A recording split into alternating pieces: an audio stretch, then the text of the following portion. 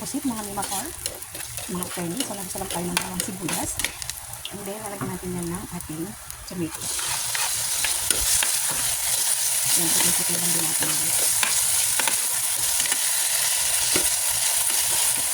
So, natin lalagyan ang ating tomato.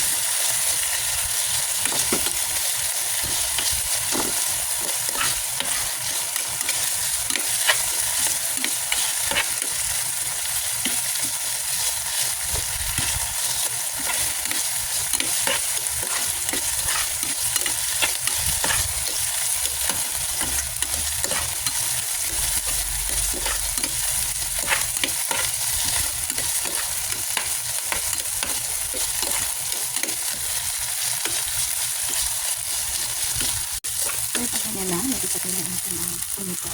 Kaya na natin ang ating pusit.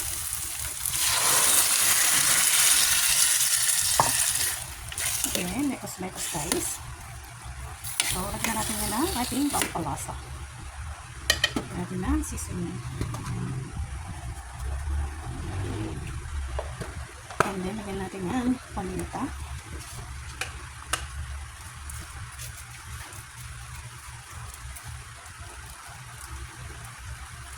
Hindi siya pinasusatin nyo dyan. And then, iwasak lang yung paminta guys.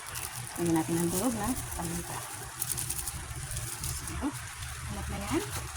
And then, saute guys.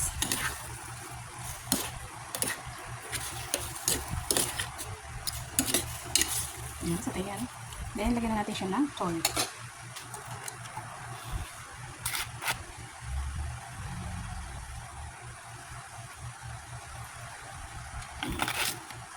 Siyempre, satay-satay pa rin guys.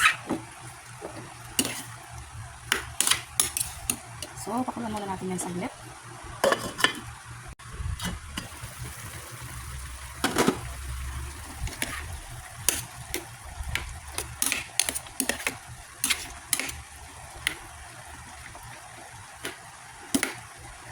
So, then, lagyan natin siya ng suka guys.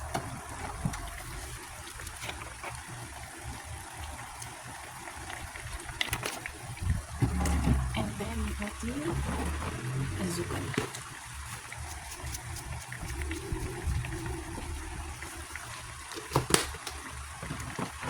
So, pagawin na natin guys. Guys, hindi naman natin ulit. Hindi na natin masyadong lulutuin kasi baka siya pamilya. So, nalagyan natin ng sili guys.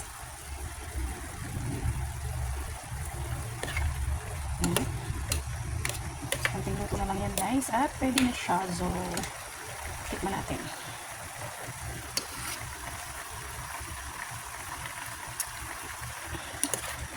So, masarap na siya.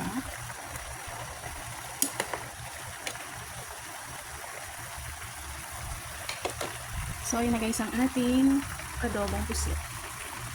So, pwede na tayong mag-lunch. It's so yummy. Yun na guys ang ating adobong pusit for today's video. My new recipe. Thank you for watching. Bye!